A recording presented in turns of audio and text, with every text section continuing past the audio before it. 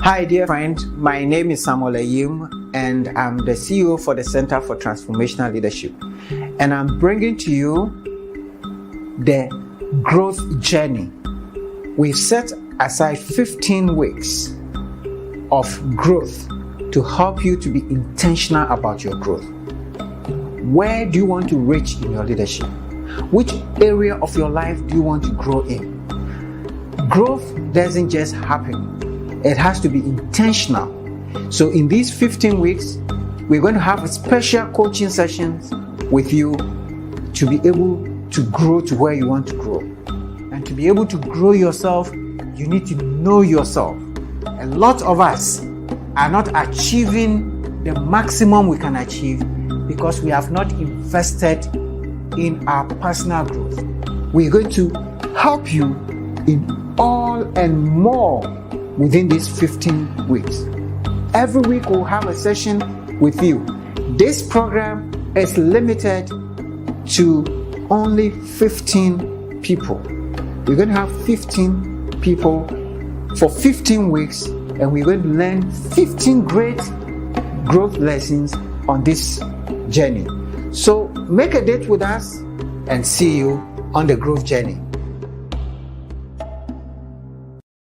There is a popular saying in leadership that if you think you're leading and there's nobody following you, you are only going on a walk.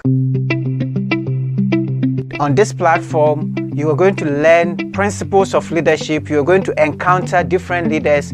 You are going to learn about how you can grow as a leader, how you can make an impact.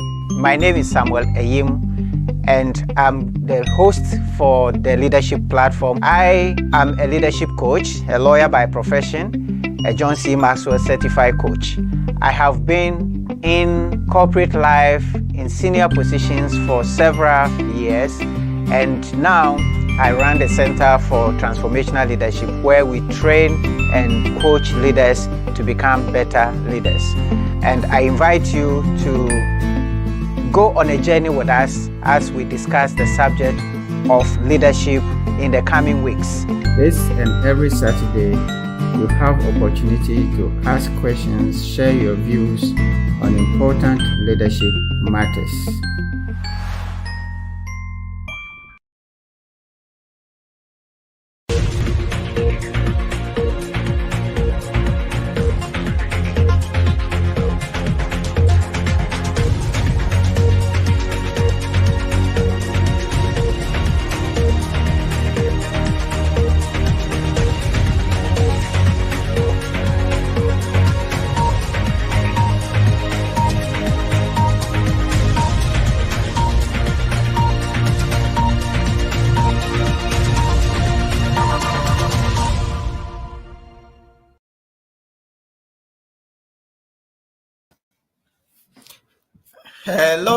Hello. Good evening, everyone, and thank God for another Saturday evening. We want to welcome all of you to the leadership platform. We are excited once again as we begin the year with very important lessons that would help you become better, that will help you improve your leadership, that will help you to lead your teams very well. But we're also coming to you with lessons that would help to make you a better person, manage your resources well, so that you can get the best and the maximum out of life. So we thank you for spending time with us on the leadership platform every Saturday. We encourage you to subscribe to our YouTube channels. We also subscribe to encourage you to like our Facebook pages and this platform. We encourage you to share this platform with your friends, with your families, with your colleagues, your bosses, because there's going to be a lot of learning on this platform. So you are all very, very welcome. We also encourage you to introduce yourself, whether you're joining from Facebook or YouTube. We encourage you to introduce yourself Tell us your name, where you are joining from, and we are always very happy to introduce you to the world that you are here. We are going to be together for 1.5 hours. We are going to have a section of a presentation on the subject that we have announced, which I would introduce very soon. And we will then have discussions. Today, we're going to have more discussions because this is about money and it's about our finances. And every one of us should be interested in this subject. So we encourage you, even from now, to share any financial issues, any questions you will have, so that we will put them together as we go along, and we're going to put them to our resource person to share with us. So get ready, share, and as we wait for our resource person to just join us, I'm going to tell you a bit more about her. But before I go on, let me say that we had a good sessions on Put Your Dream to the Test, and we are beginning our Growth Accelerator, the Growth Journey program from the 1st of February. We've had 2 sessions, and about 30 people have gone through that program already, and we can tell you they have enjoyed. Most of them finished and said, I mean, the value they got is far away than what we asked them to pay. When we asked people to pay 1,500, people were saying, "Ooh, but this is too much." But after going through the program, 15 weeks of coaching, they unanimously agree that this is just way below what they have gained. So please don't look at the numbers. One of the things you're going to learn maybe today is that the first financial mistake you should avoid is not investing in yourself. So please invest in yourself, spend a bit of your money on yourself so that you can grow. All right, let me announce a few of those who have introduced themselves quickly to you, and then we will introduce our speaker, and then we would start rolling. All right, Ebenezer Yeboah from Toulouse in France. Good evening, Ebenezer. We thank God you're there, you are okay, and we hope to see you back in Africa very soon.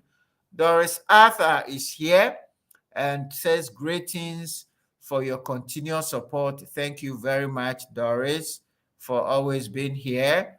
I can see Conrad Kakraba is here from Amasaman. It would be a great discussion. Indeed, it's going to be a great discussion. Thank you, Conrad. You've been sharing our platform and our recording to so many people. Thank you so much. We see you and we appreciate you. Douglas Amwate is here. He says, good evening. Great to join once again. Thank you, Douglas. Elkanah Balandia is here. And he says, greetings from Tanzania. It's nice to be back on the leadership platform. Elkanah, thank you so much. We missed you a couple of weeks, but we know you were enjoying Christmas. So thank you so very much, Elkanah, all the way from Tanzania, every Saturday on the platform. Adams Mensah is here and says, good evening. I'm Adams Mensah, a lecturer in finance and accounting, joining from Accra. Great. So if we need any consultancy, we'll go to Adams for consulting. Kofi Bediakon is also here. He says, great. William, therefore, thank you always on the platform. All right. So we are ready to roll, and we're going to have a nice time together. Let me just have a few words on our speaker today, and you would see why she is the right person to talk to us. And I'm saying she's the right person. By the way, Sarah is here on the platform. Sarah, you are welcome. all the way from where do we call it? Switzerland is here. We also have Abigail.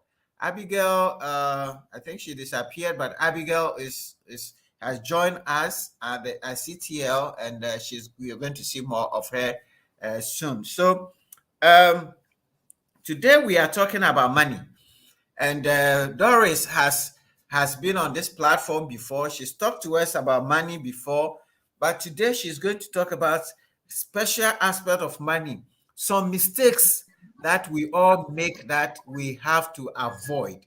So we are going to the way she wants it to be done is that we're going to have a kind of a discussion, so I'm going to lead her. She's going to share some thoughts, then we'll follow up with a few questions, but we're going to listen more to you. So Doris is a co-founder and CEO of Crescendo Consult, a financial consulting firm. Prior to this role, she was a country director of ACCA Global, the leading global professional accountancy body, and she was a vice president at Data Bank, which is Ghana's premier investment bank, and she led in financial advisory and corporate finance transactions. Actually, part of the team that led to raise $1 billion in Eurobond for Ghana. She's passionate about helping people attain financial and spiritual liberation. She tells me all the time. That is her passion. That is her mission. She likes to do this through knowledge sharing and exchange, knowledge exchange and people development, coaching, mentoring, and public speaking. She's all over the place in the media discussing different subjects. She's also a John C. Maxwell certified coach, trainer, and speaker, as as a transformational coach, and she's also a transformational coach with Masters Academy. She's a DISC certified trainer, so she's has certification in several areas. All right, 20 years of experience in industry, including commercial banking, investment banking, business, agriculture, and I can tell you she's an agriculturist. She's involved in some healthy agricultural production. I'm sure she'll tell us a bit about that. Says so much about her. She has certification from the Securities Industry Commission. She's facilitated several seminars.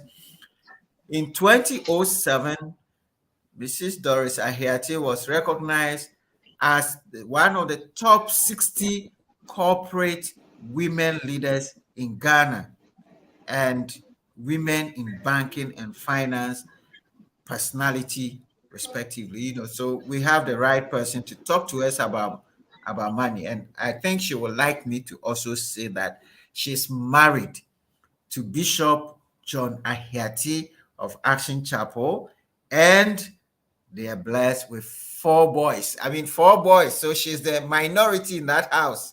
All right. So thank you so much, Doris, for making the time to be with us.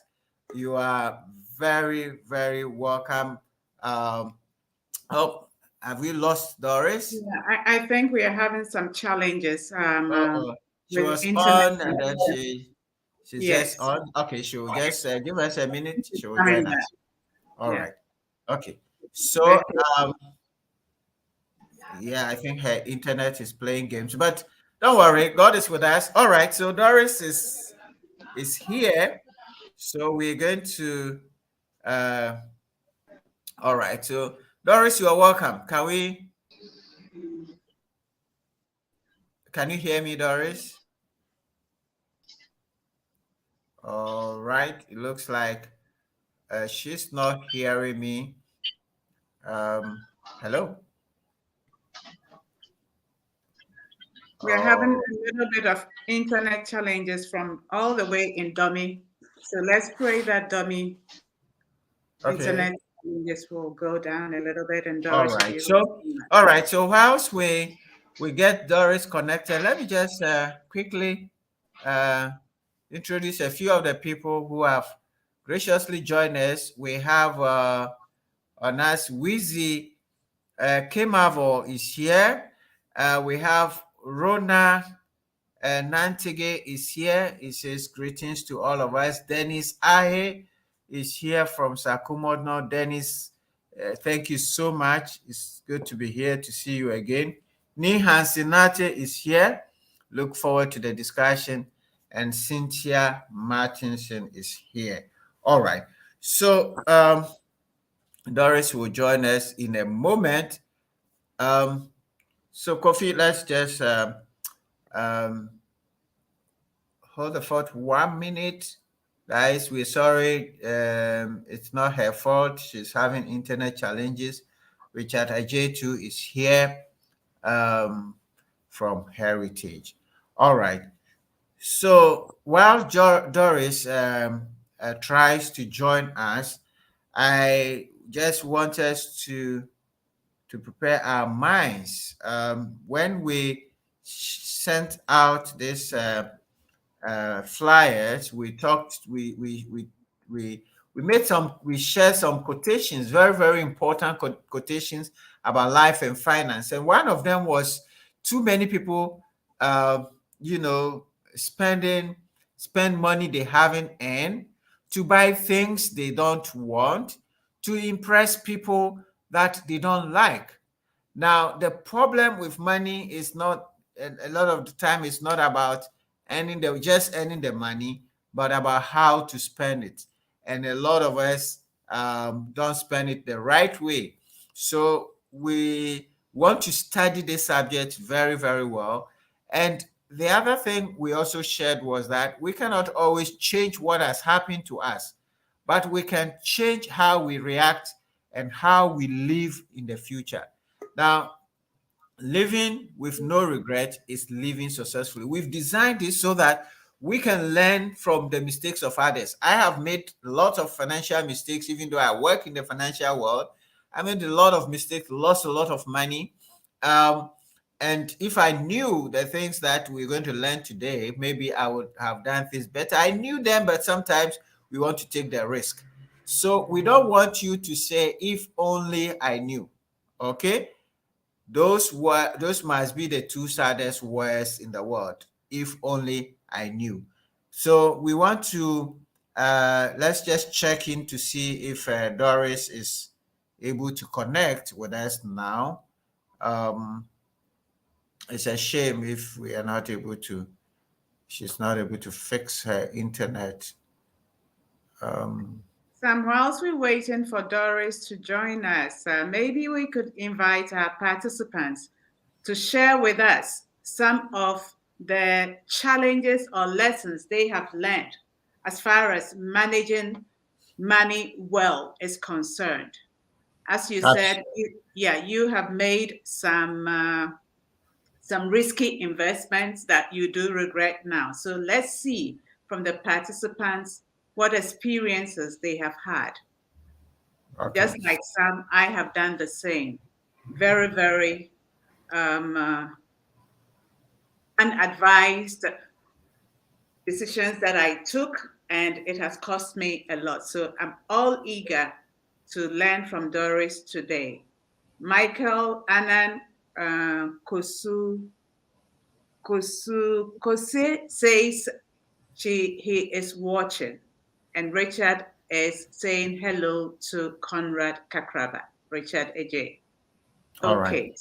So please go ahead, share any financial issues you have had, and we will just give Doris a few minutes. If she's not, we'll share with you a few of the mistakes that we know, so that you can avoid. And I have made a lot of them, and so I am in a position to share with you also so many of them. So go ahead if you're watching us to see what are the issues that you're having, and so we can help you address them.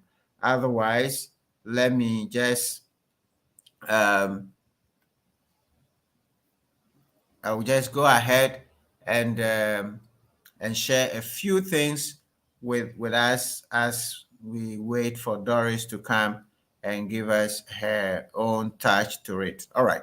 So one of the first things I want to share about financial mistakes, and I'm not doing this as professionally as Doris would have done, but one of the things that most people and all the studies show that we all make a mistake is that we live our financial life without planning, underestimating the power of writing down our financial plan, our budget, is one of the big mistakes we all make. Now, the problem is that if you don't make a budget with your money, where the money is coming from, how much you're going to spend on different things, what happens is that you spend the money on things that are not important. The first things that come to your mind or the first things that come to your attention, you spend the money on it. And once you do that, you are, by the end of the month or the middle of the year or whatever, because you don't have a financial budget for your personal finances, you are going to fail. Now, businesses make budgets. Even the whole country make budget. Our Constitution of Ghana requires the Minister of Finance to do a budget for the country at regular intervals. In fact, the minister is even required to revise the budget in the middle of the year and to present supplementary budget. We as individuals are also required to do that. We are required to do a budget plan, because if you don't, then what happens is that you're going to leave your budget to chance, and it is not intentional. All right, I can see Doris, are you with us now? Can you hear me? I can hear you loud and clear. Very well. My apologies for the state of internet here. That's fine, no problem. We know that we are all in a jack room. Sometimes it happens. So you are very, very welcome onto the platform, and we have introduced you. So we are going to go ahead and talk to you about. Did you hear me introduce you? So we introduce you, but we want you to tell us a bit about yourself, just to the things that we don't know. The things I told them that you are a minority in your house, with all the boys around you. We don't know how you're coping. My mother used to be too, so I know how hot it is. Yes, so Doris, you're welcome. Thank you. I heard your introduction, and I think it was rather long, so the internet got upset.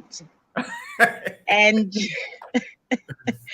I think that you have said it all. The only thing you didn't mention was the fact that both you, Sam, and Sarah, I call Lady Sarah, are great inspiration to me, and you are people that I look up to. You didn't add that to my introduction. And Lady Sarah is my coach mentor.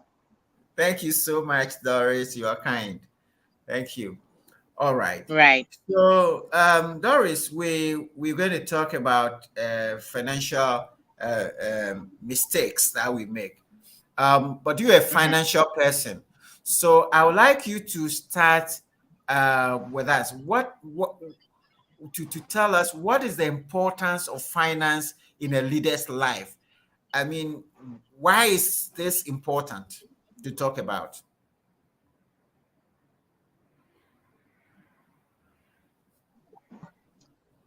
The importance of having a financial plan in a leader's life cannot be underestimated. The reason being that there is so much that we are able to do with money in our hands. Money is an enabler. And as a leader, there are commitments, there are people that you have to support, there are goals that you have to lead people to achieve. And in order to do all these, you need resources in order to achieve them. And if you are not managing one of the key resources which is financial resources well.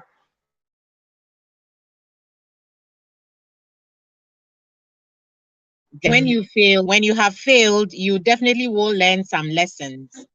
But I believe that ultimately is the reason why money is said to answer all things. And if you are a leader with a vision, in order to implement that vision, execution aspect definitely needs some financial resource. And I think it also makes for efficiency in the application of the resources which you have.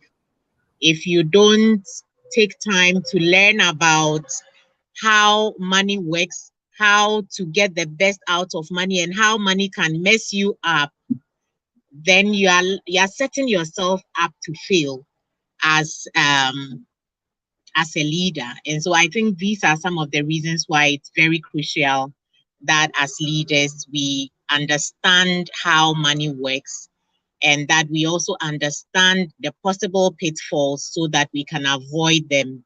And more importantly, also pass that knowledge on to the people that we lead. All right. Thank you so much for that. And before you came, I was trying to pretend to be a finance person and talking about budget. We hear that one of the biggest mistakes is that we don't have a plan. We don't have a budget for our finances. I mean, please take us away on that. And if there are Sam, the other, volume has dropped suddenly. Oh, okay. Can you hear me now? Hello. Can you hear me? And I could Can you see me? hardly hear you. Can you hear me, please? Yeah, I can hear you very well, loud and clear. Can you hear me too? All right. So Doris, if you can hear me, just go ahead and talk It's to so us. faint. I can't hear exactly what you are saying. I can read your lips that you asked if I can hear you. All But right. I So that is can't strange. actually hear you. Doris, go ahead and talk to us about financial planning and some of the problems. Let me say any different. Yeah, go ahead. Sarah, can you hear me? Can you hear me, Sarah? I can hear you loud and clear. So, okay, so it must be Doris's internet that is playing on her. Viewers, we are sorry about this, and let's try again. And I can see. hear you loud. Can you hear me now? Okay, I think your internet is still very, very weak. So Doris, if you can hear me now, go ahead and share with us some of the ideas you have on the mistakes so that we can. I hope that this works. We can hear you, so go ahead and share with us.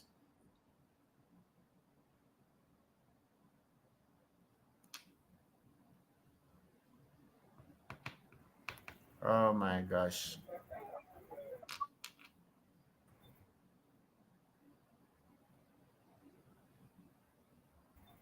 Doris, can you hear me? No, she can't. All right. Anyway, um, so let's go ahead and see what else we can. So I was talking about budget and planning, and Doris was also underscoring that importance of budgeting and planning. Now, the other thing that I picked up, which for me was very, very instructive, and it's a mistake that we all make, is having negative beliefs and mindsets about money. And I'm sure that Doris is going to share a bit about that also, because she's big on mindset changes and so forth. Now, a lot of us have negative beliefs about money. We think that having money is wrong. Doris, can you hear me? Loud and clear. Okay, Can so you hear me look, as well? yeah, I can hear you. So let me stop here and take us away through some of the points that you want to share with us, so that as quickly as we can get the internet to be stable. So go ahead, please. Right. Thank you very much. So I just wanted to check which point you are on. Well, I just talked briefly I about. wanted to share about 10, Okay, and I'm aware that you've touched on a couple. So if you can take me to which one you've touched on, then I can add my comments and we continue from there. Doris, go ahead. I just talked about budget and planning. So, Okay. and I was just going to talk about mindset, negative beliefs about money, but I haven't Yeah. talked much about that. So go ahead and share all your thoughts with us. Right.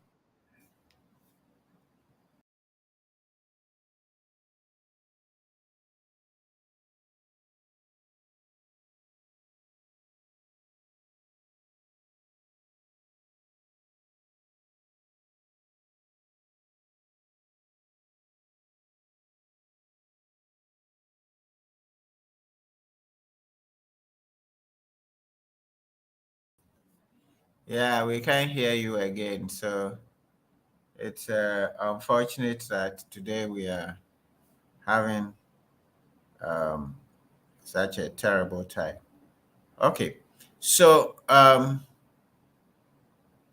so let me go ahead and share a few more thoughts as we try to see if Doris can hear us. We can't hear her. Um, Sarah, can you hear? I can hear you Okay. loud and clear. All right. So that's I can fine. hear you loud and clear. Okay. So that is fine. Let us, let me Thank go you very ahead. much. So quickly, I want to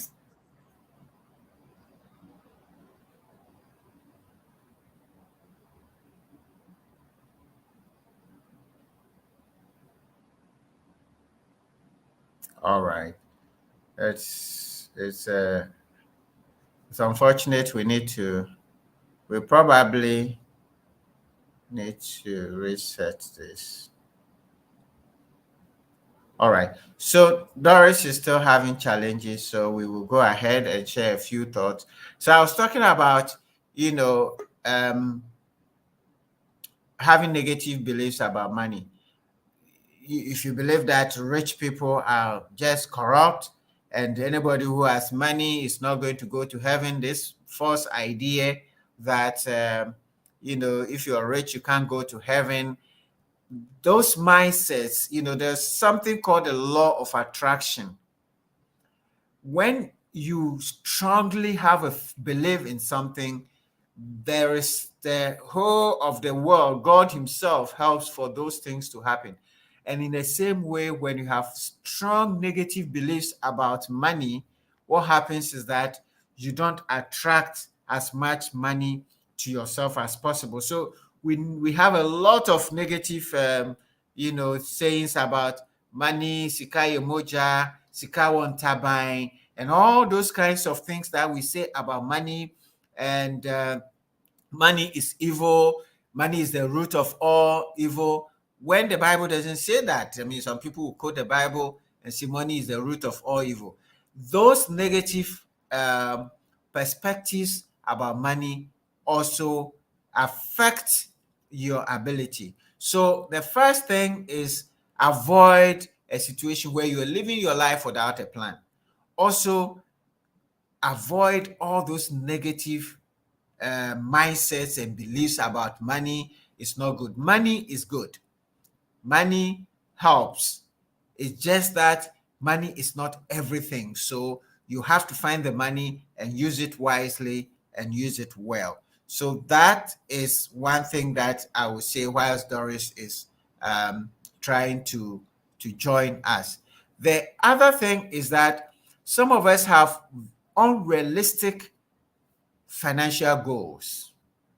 It is good to have goals, even in your budget. It is good to have goals. But one mistake some of us make is that we have so ambitious, over ambitious, unrealistic goals. I mean, depending upon where you are, if you don't look at the resources you have, your salaries and so on and so forth, and you are just setting ambitious goals. You want to travel to the US, you want to go and live in wherever, you want to buy a car when you're just barely starting. And some people just destroy themselves because they just want to drive a car that they've seen somebody driving, and they want to live in a certain place where other people are living, which is fine to live. But look at where you are. If your current financial situation cannot rent you money in East Legon, but can rent you money somewhere where I live in Bawe or something, which will be much cheaper. You can have a full house to yourself, but you want to live immediately in East Legon, Cantonment, Airport, and so on and so forth. That's an over-ambitious. That is a mistake, and sometimes it makes you overextend your resources and you overspend your money, and that can affect you miserably. So that is also one of the important points to note. It's a mistake that we always make. Now, the other mistakes that we make is around savings and investments. I'm just reading from Richard Ajay, who, for example, is saying, for me, I don't have any money plan, because what I'm doing now is called hand to mouth. Why I'm the one struggling to earn a living. Now, so that also goes into the mindset, and it also goes into saving. A lot of us think that I cannot save, I cannot plan because I don't have enough money. I have to have enough money before I can plan, before I can save. And that is also a fundamental mistake in our financial planning. Is Doris with us? Can you hear me? Yes, I can hear you. You're All doing a right. fantastic job. And I just wanted to add to, is it Richard who says that what he's doing is hand to mouth, and therefore what's the use of a budget? Yes. You see, you can use the tool of budgeting to help dig yourself out of poverty. You sit down and you enumerate the things, you list the things that you have to spend money on, and you realize that what you are bringing in, your revenue side of the budget, the inflow, is so little, and the outflow is almost overwhelming that inflow. You can use that as inspiration to get creative and identify new ways by which you can earn additional inflow. But if you don't sit down to put the numbers together, then you are really doing some hand to mouth without hope at all. But if you choose to move from hand to mouth without a budget to hand to mouth with a budget, you begin to see, it will hit you more clearly where you are even spending that money. How much is going to beans? How much is going to cocoa? How much is going to pure water, etc.? And it begins to hit you that I could do something about this side so that I save a little bit from there, or I could replace something that I currently have been spending money on, which is not encouraging me to move to my next level. And then you can also, I like to say, when people say that the budget has to balance in accounting, we typically want your inflows, the money coming in, to balance or be equal to the money that you are spending. However, I have found that you can decide to intentionally expand the spending side, and then at the same time set yourself goals to earn more, So when we talk about multiple income streams, you can see that whatever job you are currently in is only generating so much for you. This is the time to find alternative things you can do. Maybe in your place of work, I like to use an example. Long ago, I was a teacher before I went to the university. And while I was a teacher and I was earning something at the end of the month, I also prepared what is popularly known as Nkati cake. And I could sell the Nkati cake while I'm teaching the children in the school.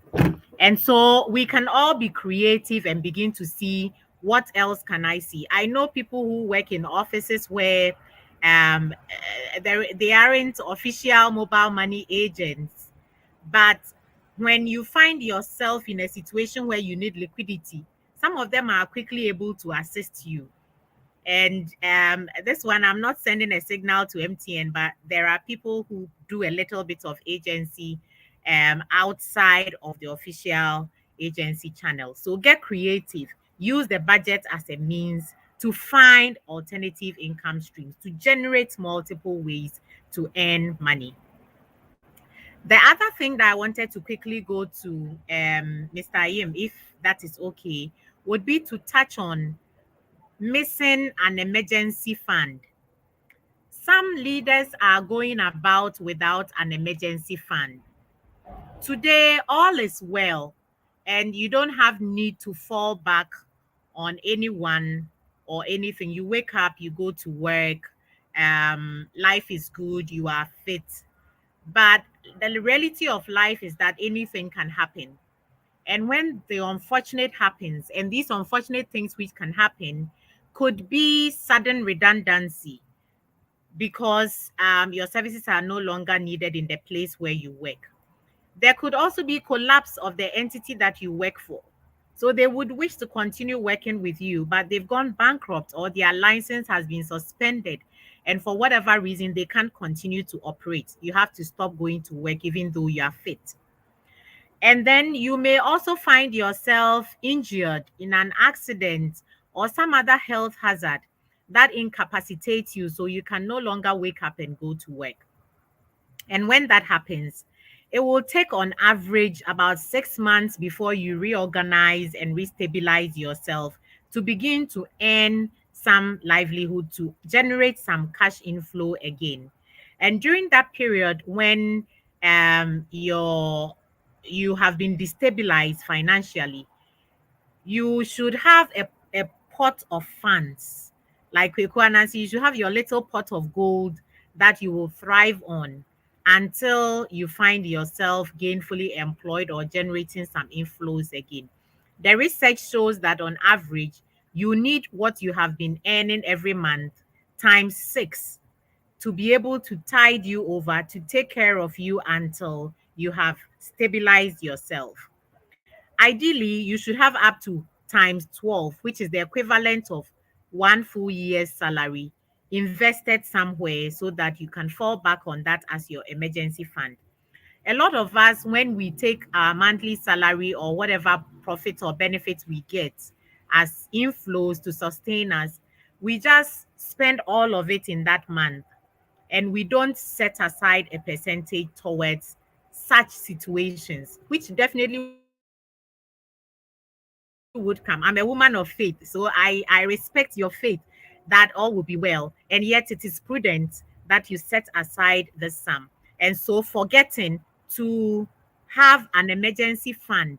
And an emergency fund is defined as a pot or a portfolio of funds which has a balance or an amount that is equivalent to you at least your 6 months salary. It can buy you food and provide for all your essentials over a 6 months period, but aim to go beyond 6 months to about 1 year. That is the pitfall or mistake number,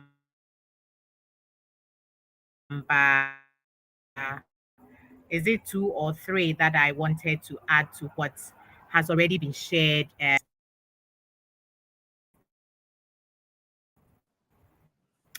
The second one is that your Great, Doris. You're doing good. The internet was quite budget stable, but now it's a should bit not Yeah, the last few sentences were swallowed. Somewhere Go ahead. that you okay. So I was saying that I was just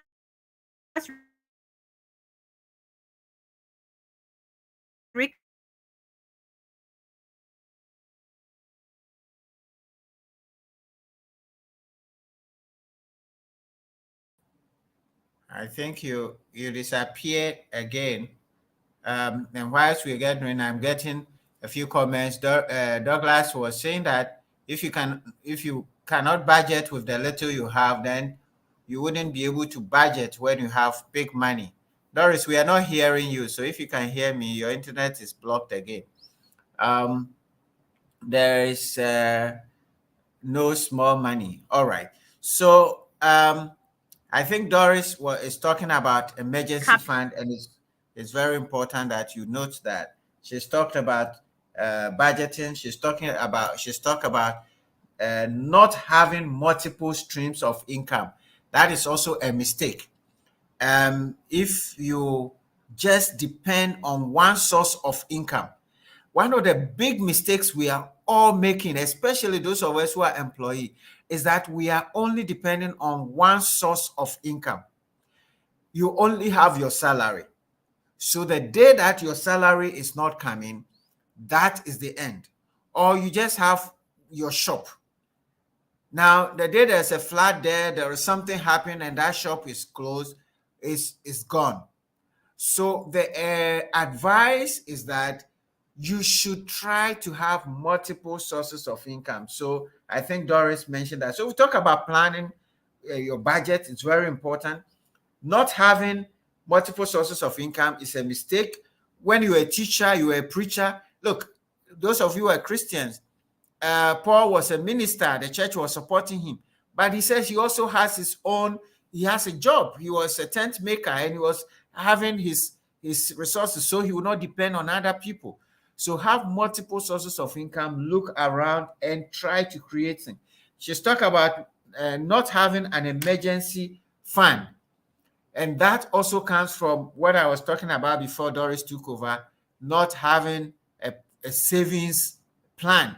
Now, if you're not saving enough, then you will not have an emergency fund. So you should create for yourself an emergency fund. If today I am not working for the next 6 months, as she said, or 12 months, what am I going to do? So very, very important to have a good emergency fund so that you can be able to help others.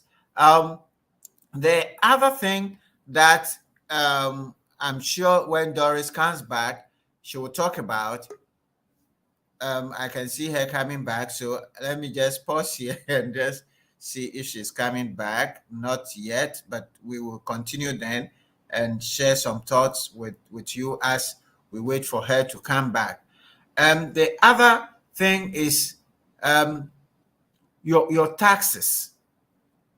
Your taxes. A lot of us pay taxes, and even when you're a worker, there is a graduation of taxes. When you're in business, there are different things. You need to understand your taxes. So one mistake we make is sometimes we pay more taxes than we are supposed to pay.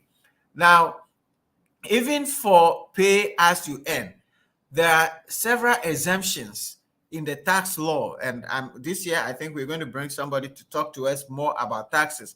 There are several exemptions. You have to understand the exemptions to the tax. Sometimes when you have a child in school, there is an exemption. Sometimes when you have certain assets, there is an exemption depending on the business you're doing. So understand your tax. Less people advise you on your tax, especially if you're doing business and the things you don't have to pay taxes for. The other thing that for the business people, those who are entrepreneurs, that make you pay more taxes is that you don't factor in all your expenses. So when you don't understand your tax liabilities well, you end up paying more taxes. You see, there are two types of activities. One is called tax avoidance, and one is called tax evasion. Now, tax evasion is where you have a legitimate obligation to pay your tax and you fail to pay it. If you fail to pay that tax, that's why the taxman can come after you and you can go to jail. But there is something called tax avoidance. Tax avoidance is where you organize your activities in such a way that you are within the law. The things that you're not supposed to pay taxes on, you don't pay taxes on them, so that you can minimize your tax. Rational taxpayers minimize their taxes. But a lot of us don't even understand. Even the payee that is being deducted from our salaries, sometimes there are some exemptions that you in particular can apply for. Okay? And you have to understand. And as I said, we're going to try to bring somebody on tax to share this with us. Let me see if Doris is with us. Doris, are you here?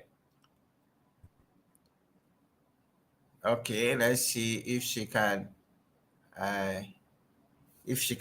connect. I'm trying to connect her, but it's still a bit hazy. So your tax system, you need to understand what taxes you are under. It's very, very important. The other thing is insurance. The other mistake we make is that we exclude insurance from our budget. And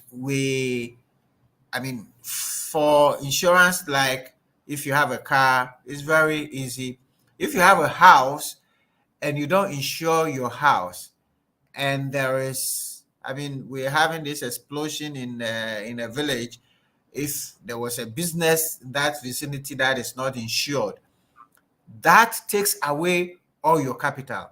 The purpose of insurance is to take care of the risk ahead that you don't know of. And there are different areas. You can have an insurance for your children's school fees. You know your children are going to go to university. There are some insurance policies where you can make some contributions for a period.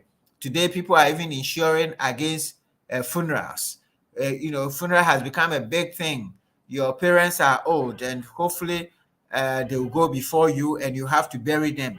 There are policies around which you can take it. If you don't budget these insurances into your financial plan, what happens is that when the event happens, now you have to be running to borrow money to take care of them. If it is your house and there is a fire, that is going to affect you. In fact, even the small things like your mobile phone, I've seen that some of the mobile companies are offering some one CD that you can put aside, and when your mobile phone is lost, they can replace it for you.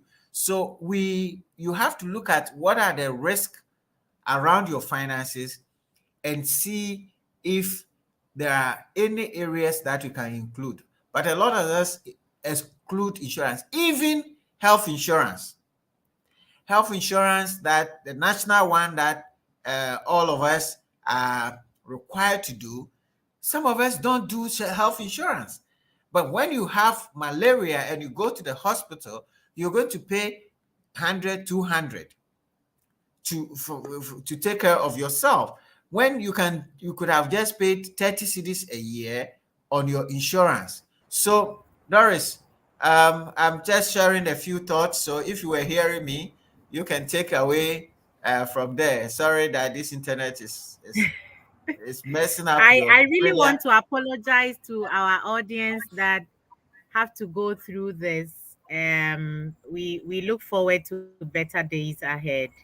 Yes, we And will do this again. yes. So on Okay. the insurance bit, the only thing I want to add is that Oh, we shouldn't buy insurance policies. Some people buy a life cover, and after some time, they come back to say the insurance company should give them their money, and there are all sorts of complaints. People feel they've been defrauded. However, it's extremely important that you have an insurance policy. Now, you can select it carefully.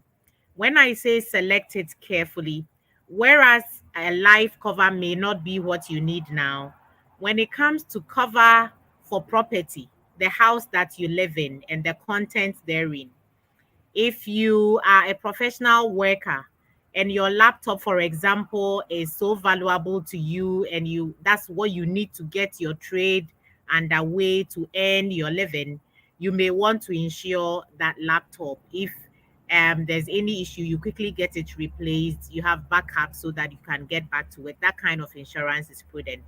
You may insure your property against fire. Of course, there's the mandatory accident, and over there you have the choice to make it third party or comprehensive or to do a combination. There are all sorts of products out there, and I believe that the leader will be mindful to not make that mistake of not having any cover, because then if you should have burglary, if you should have fire or some other accident that is beyond you, it will take you a longer time to bounce back.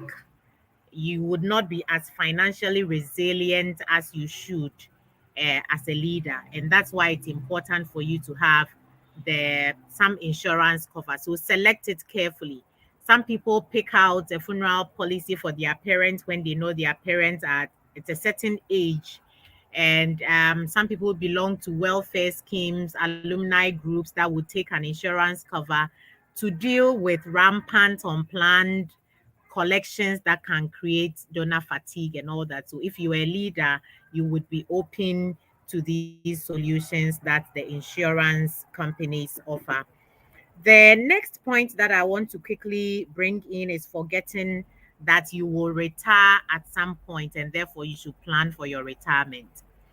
This seems to be a bit similar to what I had discussed earlier about forgetting to have an emergency fund in place. Day in, day out, you start working and you are age 20, 25, 30, everything is good. This is the life and you feel like really enjoying.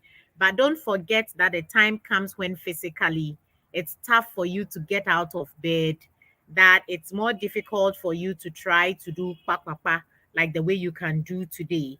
And yet still, you would have to be taken care of. And one of the things I want you to think about, for example, is that I don't know how many of you look in the obituaries and when you get invitations, that these days we have people living to 90s, hundreds. The minimum life expectancy for men in Ghana is well above 60 now, and for women it's approaching 70. And you currently may be complaining that the 100% of your salary is not enough to take care of you, even though you can still do pa to support it. Think about when you don't have the strength and the capacity to go and come, and you are living on a maximum maybe 30% if you are contributing to tier 1, tier 2, and you also are maximizing on tier 3. Think about it. You have more than 70% of it. You have the energy to go about and do pa. And you are saying that you cannot depend on that income 70%. And yet it's only 30% maximum that you are probably setting aside for your retirement. So even those who think that tier 1, tier 2, tier 3 is what is going to support them, for those in Ghana, for those outside Ghana, you may be thinking about whatever benefits, plan, social security that has been put in place. And I want you to just think about the percentage of your salary that is deducted towards that time when you are not working. And if I were you, I would recommend that as a leader, that you are led by foresight and vision, that you have the end in mind. And so you start thinking about that time, and so that you put aside a little extra beyond what the mandatory requirements are, so that in your retirement you'll be comfortable. Because guess what? Your health bills tend to go up at that stage in life. And there are also other social commitments and responsibilities that come up that you have to take care of. And for where you cannot take care of certain things like caretaking of the home, you may have to invest in someone. You may have to recruit someone that takes care of certain responsibilities, cleaning around the house, and that will also cost you. And then transport to all the events and venues that keep you a bit active. So don't forget, as a leader, that at some point in your life, you may not be that active and energetic, and you must set aside funds today towards that time in the future when you may not be active to earn some income. I would like to Doris, quickly, just a quick question on that. I mean, yes. at what time do we start planning? Recently, I was in a leadership development, and I was supposed to handle a group discussion, and there were several groups, and the one I was leading was the retirement, preparing for retirement. Then I heard somebody announce, all the old men, you are supposed to go to the retirement class. So I just want you to please emphasize a bit on at what point do we start planning for our retirement? So it's as soon as you start work.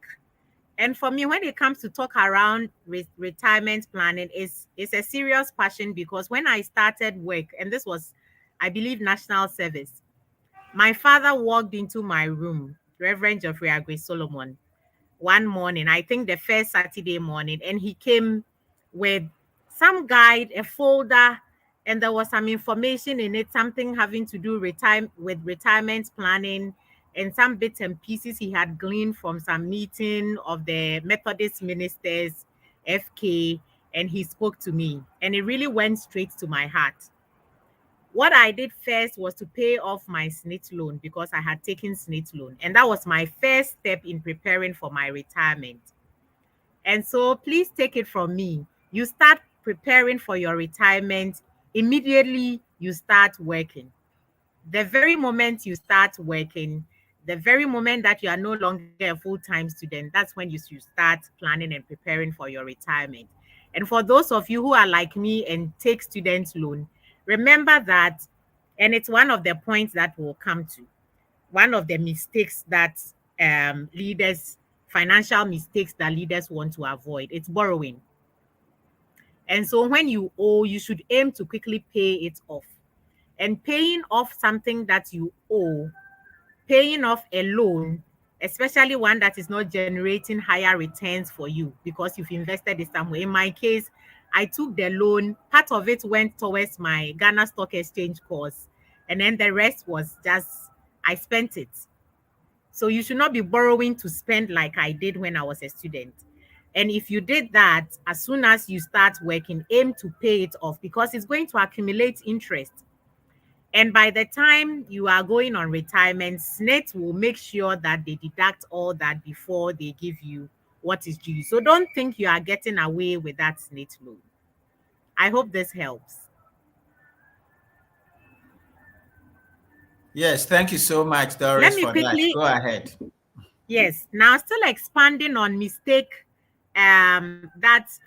financial mistakes that leaders make, which we should avoid, the one on borrowing. Bear in mind that the borrower is always servant to the lender. So you have the lender being the one commanding the shot. And I would give you the example of when we have IMF funds. There is a bit of guidance and direction on what we can do and what we cannot do. Same goes for when you borrow from a bank, or when you are taking percentages of your salary before salary advance and rent advance and all those things. They put you under pressure to accept whatever calls that the person who has given you money makes. And so you are not that free. And those restrictions that they place on you could actually serve to prevent you from exploring additional alternatives that could have earned you income. So be mindful as a leader not to just borrow anyhow, not to take loans anyhow, and especially don't take a loan to spend. If you are taking a loan to invest in some viable asset or venture that will generate more cash flows for you, also check that the returns on it is higher than the interest which you are going to pay back to whoever you have taken that loan from, and aim to pay off your loans as quickly as possible. The next financial mistake that leaders should note and avoid, which I want to share with you, is a dependence on salary, one single income stream. It's a mistake. And the reason why this is a mistake is that diversification is a principle that we really espouse and encourage in finance and investment. We say don't put all your eggs in one basket. Therefore, why do you want to put your mouth in only one place, assuming that your mouth is where your income is coming from? And so, over dependence on a monthly salary, remember when we're talking about the importance of emergency fund, anything can happen. And I like to also say that corporations are heartless. We as humans, we can say, oh, let me help you, let me give you a hand here, and community spirit, Ubuntu, and all that. But when you take a brand name, a company, a legal entity, it doesn't really have a heart. Never mind that there are people behind that brand. And so when the corporate entity must take an action, if it's redundancy, if it's firing, if it's whatever, they will take that action. So bear that in mind. Corporations, companies are heartless as an entity because they are not a human entity. And therefore, aim to have diversified income streams beyond whatever you are earning. And that's why it's important a percentage of whatever you are earning as salary is going towards investment so that it becomes a passive income generator for you. Passive income lines are making money for you even while you are sleeping. And so you invest in treasury bills. It is the risk free or the least risk vehicle that you can invest in. You have some bank deposits that is for a 3-month period. You've bought some shares in a company listed on the Ghana Stock Exchange and etc. Or you have invested partly in that saloon in your neighborhood. All these are alternative ways where you don't have to go to the salon. Your capital is in there, and periodically you get to participate in some of the profits that is generated from that venture. And so open your eyes wide and look out for avenues, things you can do. There are those who blog and they earn money. There are those who have a lot of followers and they are able to monetize that by putting some advertisement on it. There are some people like my friend Dr. Susie who would be contacted to be an ambassador for certain product brands, and that could generate some income. There are those who train themselves so well that they are able to offer training services periodically, or they speak and they get remunerated. There are also those that get to sit on boards and they get some remuneration from those responsibilities. Right. So I just wanted to draw our mind to the fact that it's important for you as a leader not to fall into the trap of depending only on your salary.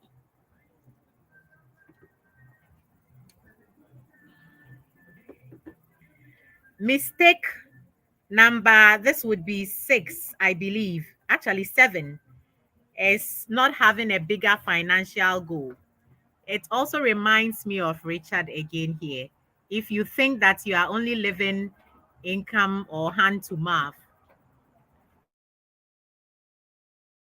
you should have a bigger financial aspiration.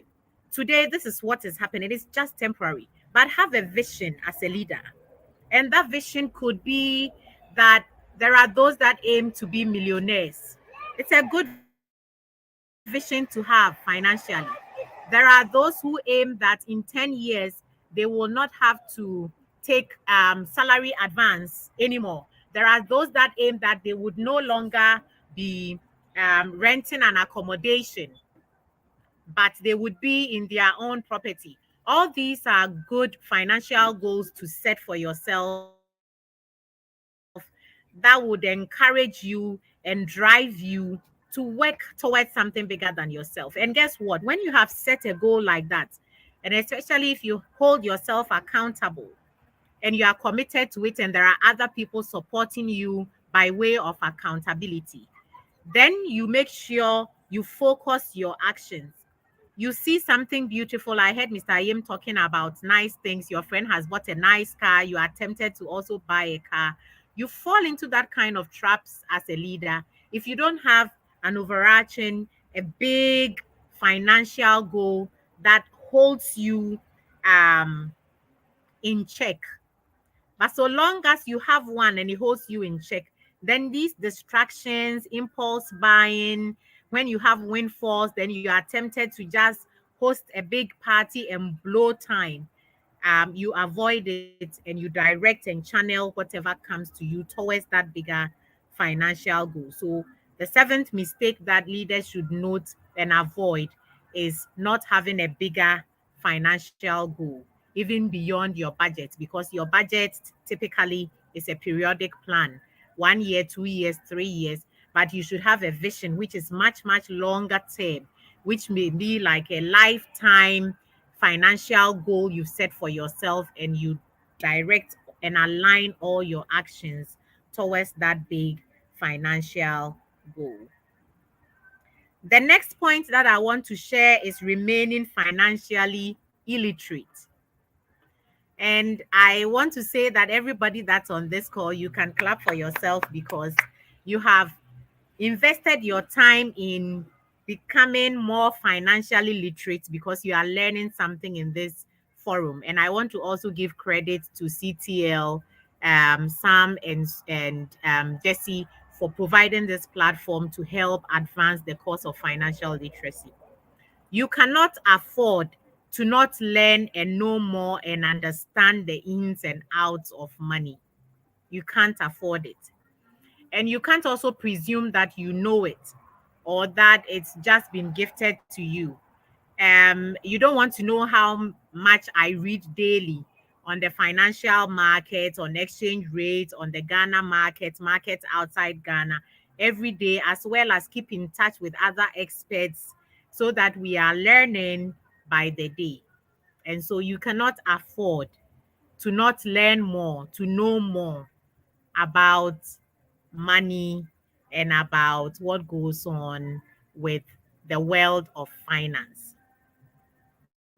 What this does is when you have known more, then you understand concepts like the time value of money. Because if you are not financially literate, you think that if someone owes you, they can pay you anytime and it's still the same. Or someone is offering to pay for something today, and you say, oh, don't worry, you can bring it later. But the time value of money, if you have been in finance circles and improving your financial literacy and you understand this concept, you know that that money, if they give it to you today, even though the face value is 1,000 Ghana cedis, it is worth a lot more than if they gave it to you tomorrow. For the reason that you can turn it around, you can invest it in something. In Ghana, the term pakpakpa is very familiar. So you may do some pakpakpa with it before the next day. And so you're always better off taking your money sooner. And when you can delay payment a little bit, so you should also take advantage of that. So we end up meeting somewhere in the middle. Then there is a concept of risk return. There are many people that have gotten their hands bent because financially they opted to not improve their literacy levels. If you are improving your financial literacy levels and you understand the concept of risk and return, you know that you only get rewarded for the amount of risk that you are taking in the world of finance and investment. And so when somebody is promising you a very high return on some investment product, you should know that equally there's a very high chance that even the principal you are putting in, you will not get it back. Some people may be beating themselves because they know about an institution whose name starts with M or starts with P and the like. But if you come into forums like this and you are learning and you are applying what you pick, you will know that there's a positive relationship. If you want a very high return, you must have the stomach for a very high risk. And if you don't have the stomach for a very high risk, please don't go out there looking for products that will give you very high return because they don't exist. Best case scenario, somebody will attempt to fool you by saying that, oh yes, this one, you get this high return, and they will not disclose the fact that it is equally coming with a high risk. So just be forewarned. Whenever you see high return, note at the back of your mind that it's coming with equally high risk. Then the fact that investing and making money is a process. You must always set a horizon, a certain time period by which you are going to earn. And it's better that you are investing a little bit, but on a consistent and regular basis.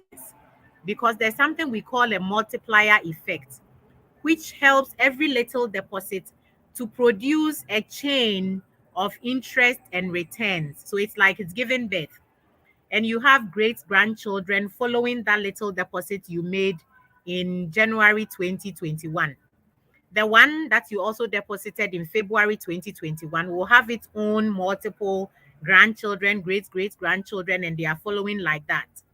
And so by the time you are approaching retirement or over the years, you see that you are way better off. There's an analogy we did with twins, which is quite popular. And you have, say, twins, when one was age 20 and was earning just a little, was putting aside, say, 10 Ghana cedis every month. And then the other twin decided that I will wait until I'm in management position. So which is like 20 years later, when they are age 40, 45. And now they can afford to put in bigger installments in their investment. Despite putting in bigger installments as principals, over the period, by the time they retire at age 60, you see that the one who has been putting in smaller amounts, the total principal deposit they've made is less, but the total accumulated funds is way bigger than the other sibling who started contributing to investment portfolio later in life, but was putting in bigger chunks. So it just goes to tell you that wealth creation is a process that takes time. And time is really of the essence. Time is of the essence. And you must respect that process of time and just put a little bit aside diligently. And that would make you see the benefits rather than waiting until you have a lump sum or you have what you think is a windfall before you attempt to invest. So that would be what I share around mistake of remaining financially illiterate. Leaders must note that and avoid it. And you can always enhance your literacy levels by reading, listening to the business news, talking to the bank tellers, engaging them with curiosity, take interest in what is going on. It's their space and they can tell you what is going on. You can learn from them. And there are also financial planners and advisors in the system like myself that you can align yourself with in order to improve your financial literacy levels. When you have workshops like this one, definitely sign up. And that brings us to the very last point, because I know Mr. Ayem touched on examining mindset and our beliefs around money. So I will not touch that point again. But the final point I want to touch on is putting money ahead of people. We know that money answereth all things. And I take making money very seriously. But take note of the fact that it's also important that you pay it forward. Look at people like Bill Gates. They've accumulated so much, Jack Ma. What are they doing with the funds that they've accumulated? They are now redistributing it through their non-profit activities.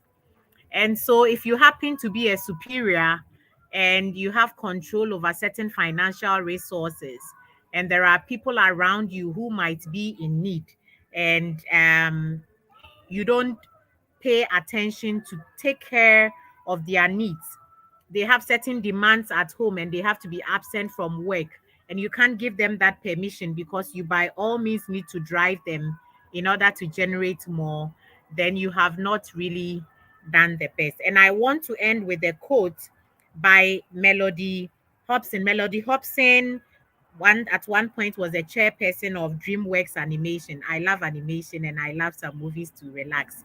And this is what she says: the test of our progress is not whether we add more to the abundance of those who have much.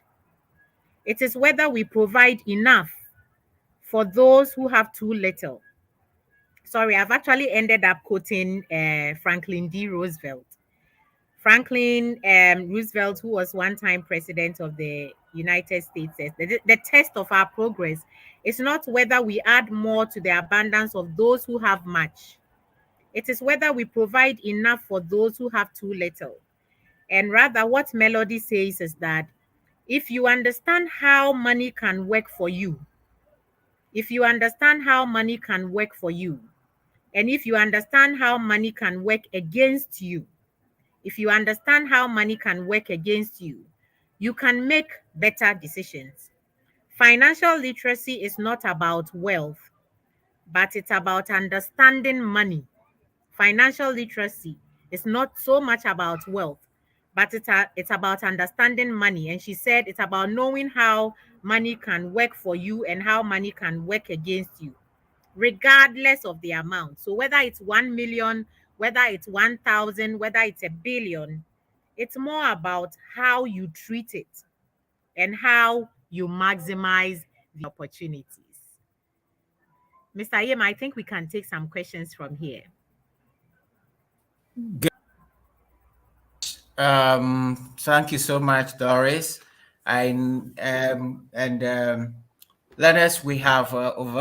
we've gone a bit on the normal presentation time because we had the internet challenge, and I've just been told from somebody that it seems that the internet challenge is widespread. There's quite a lot of issues around. So let me see if there are any questions. Quickly, I saw a few. Let me just go back quickly.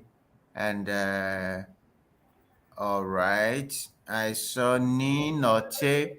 Thank you for the excellent presentation. What do you do with the massive unfaithfulness?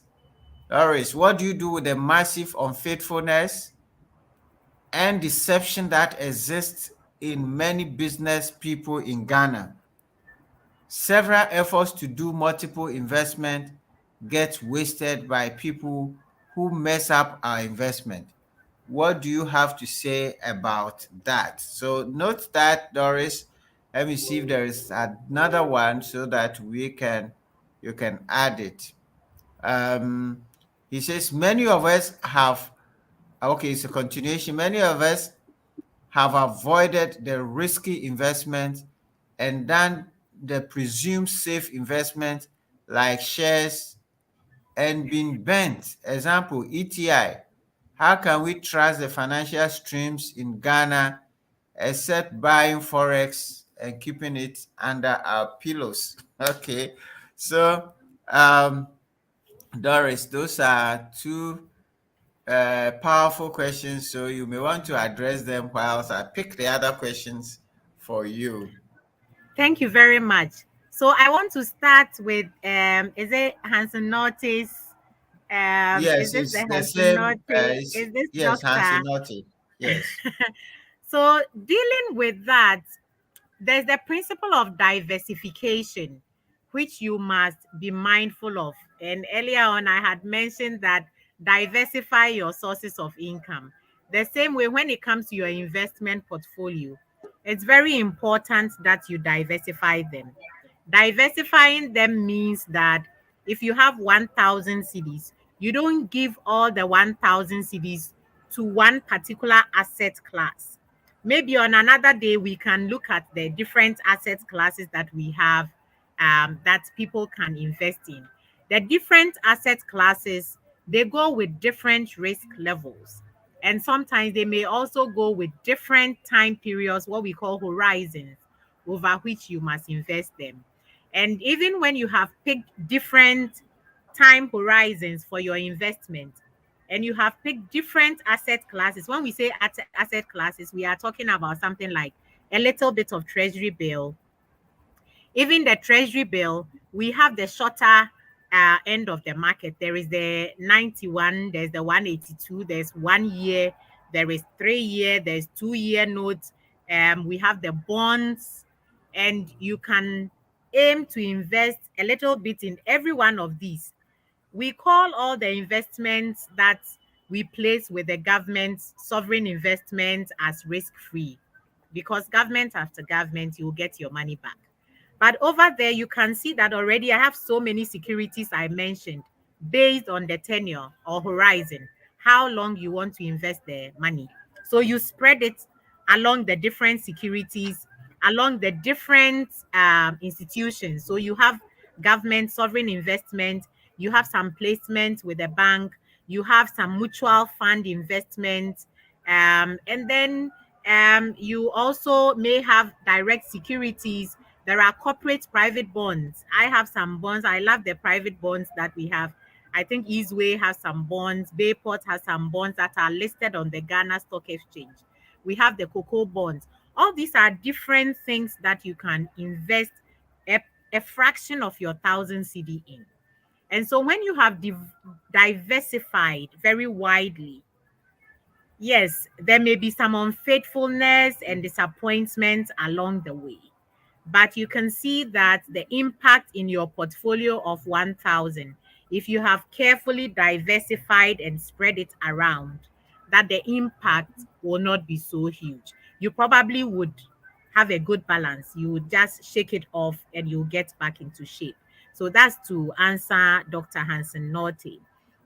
Now we come to the second question about investing in so-called risk-free assets like shares, in reference to EcoBank Transnational ETI shares. Really, shares are one of the riskiest investments.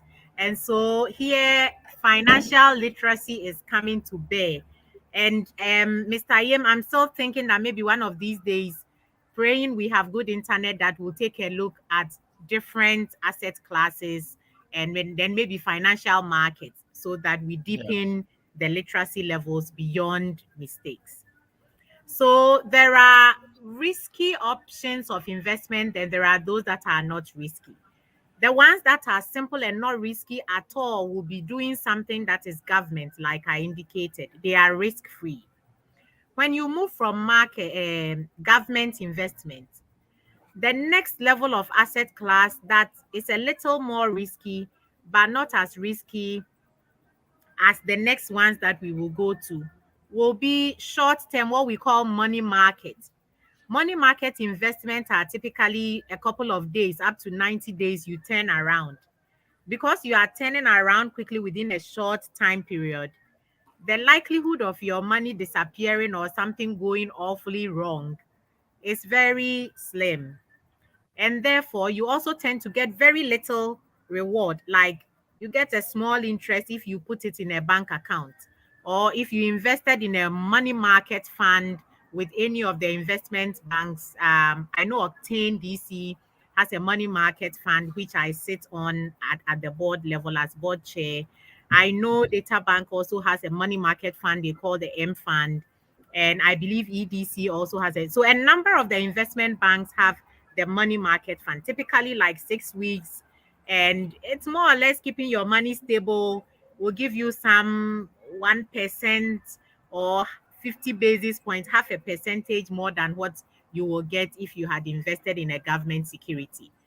There's no risk, and so you get no return. So that is what we call simple investment. Then there are the portfolio of mutual funds that has pulled funds from different places together, and it may be investing. If it says it's investing in bonds or treasuries, then you can see that the benefits from the expertise of the fund manager cushions you, and it's also another simple and relatively risk-free investment to do. From there, we also go to a mutual fund, but which is not investing in bonds and treasuries. Mutual fund, which is investing in shares.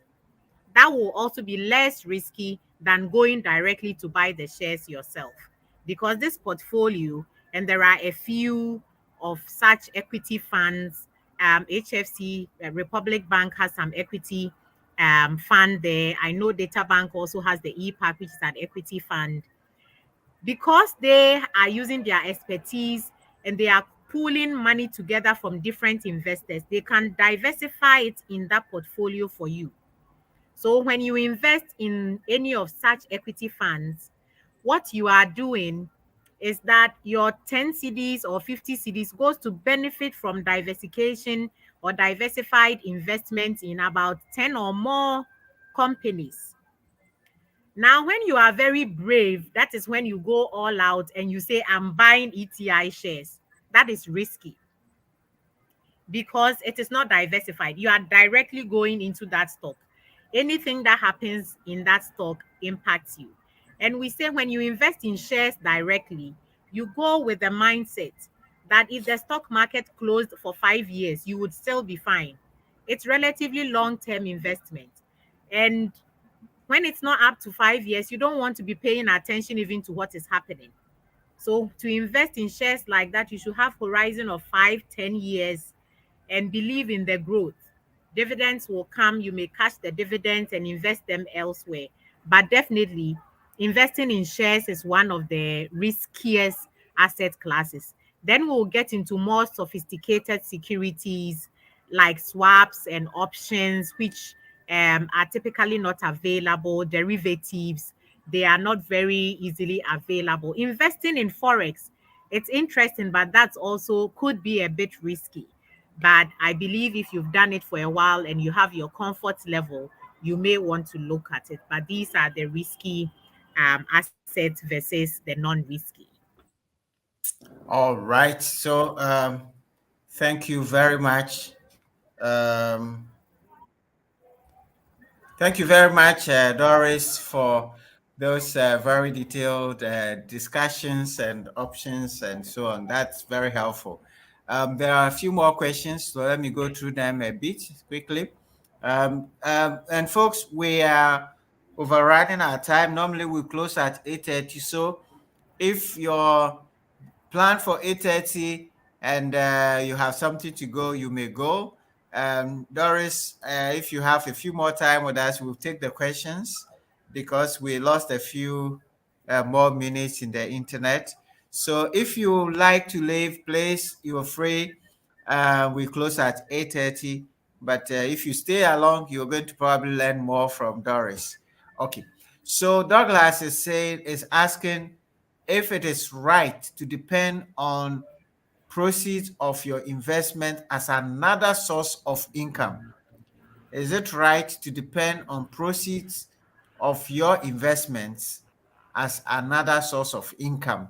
So that is from Douglas Amwati. One second.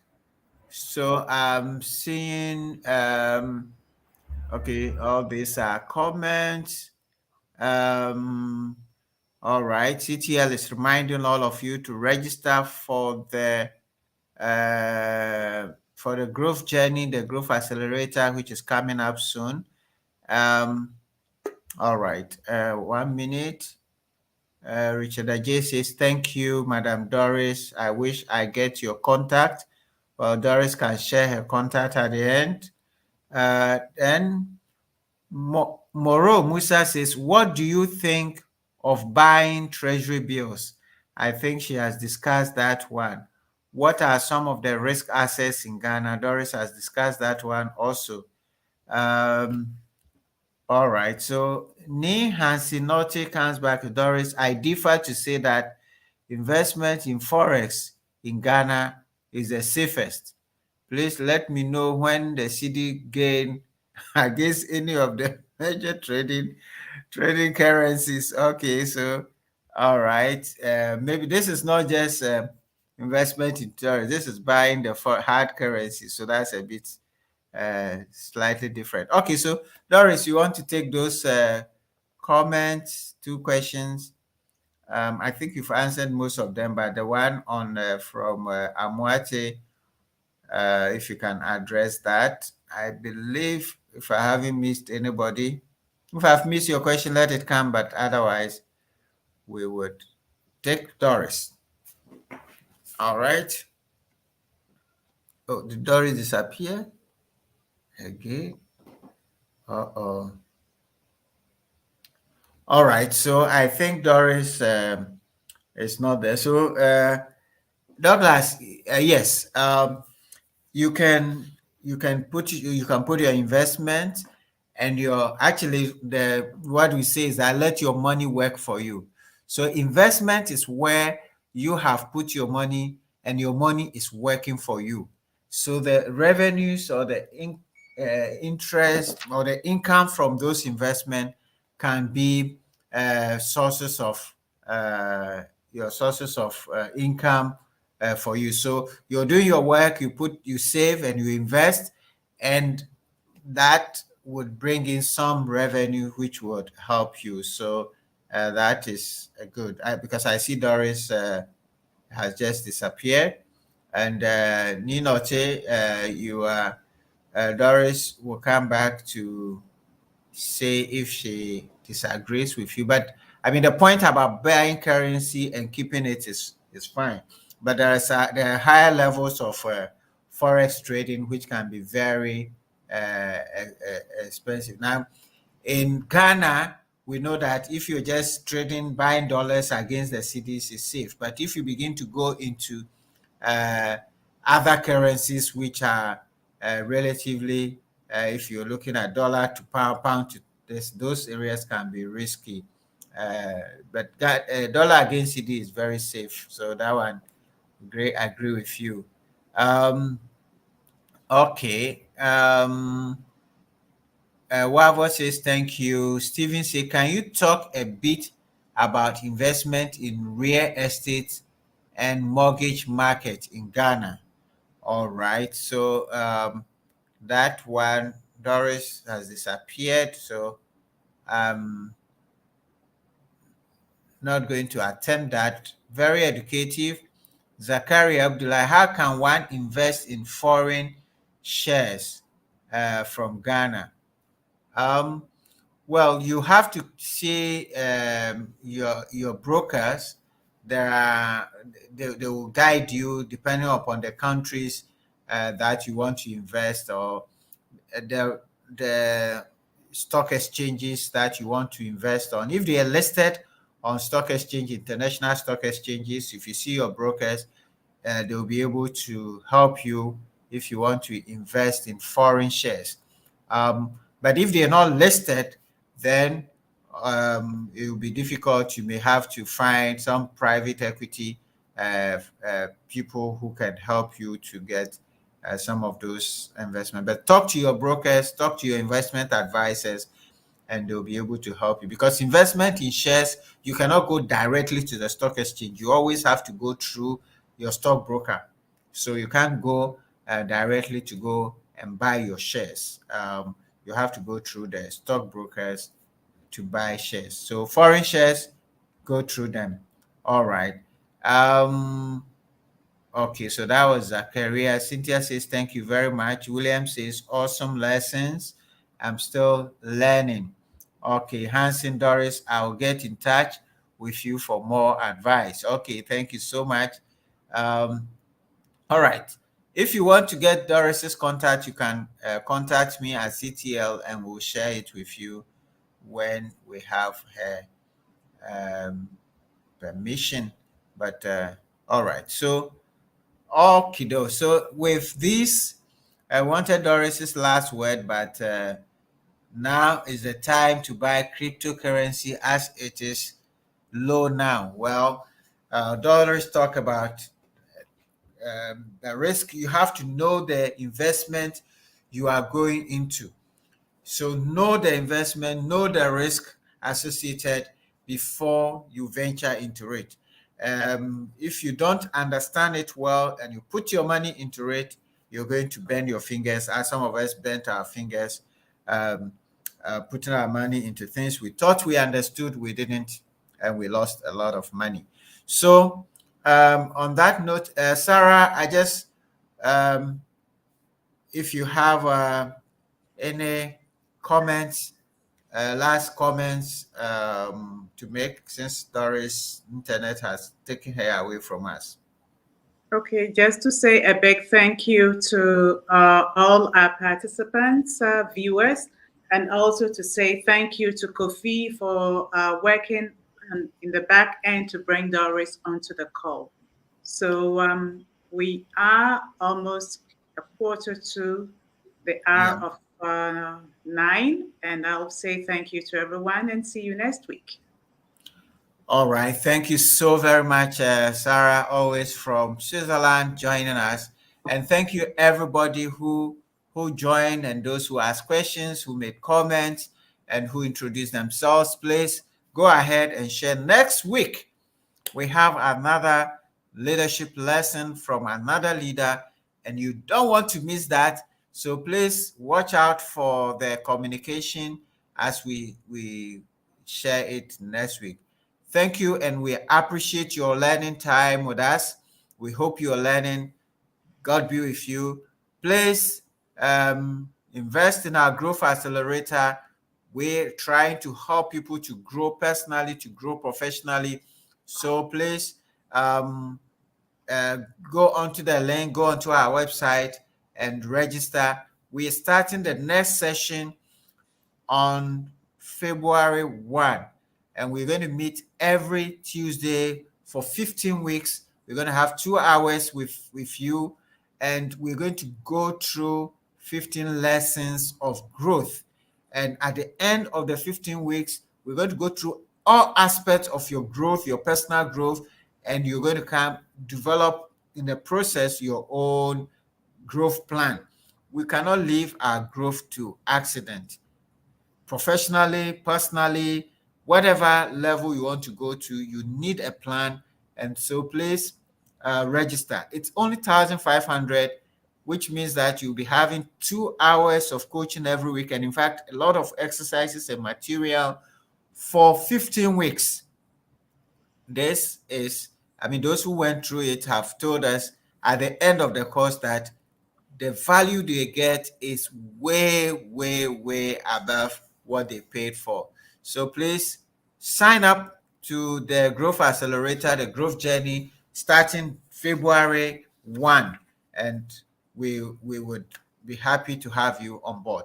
Thank you, everybody. Have a very good night and see you again next week. Thank you, Kofi. Thank you, Abigail. Thank you, team members, for being part of this and everybody for learning. Good night. God bless you. Bye. Hi, dear friend. My name is Samuel Ayim, and I'm the CEO for the Center for Transformational Leadership. And I'm bringing to you the growth journey. We've set aside 15 weeks of growth to help you to be intentional about your growth. Where do you want to reach in your leadership? Which area of your life do you want to grow in? Growth doesn't just happen. It has to be intentional. So in these 15 weeks, we're going to have a special coaching sessions with you to be able to grow to where you want to grow. And to be able to grow yourself, you need to know yourself. A lot of us are not achieving the maximum we can achieve because we have not invested in our personal growth. We're going to help you in all and more within these 15 weeks. Every week we'll have a session with you. This program is limited to only 15 people. We're going to have 15 people for 15 weeks, and we're going to learn 15 great growth lessons on this journey. So make a date with us and see you on the growth journey.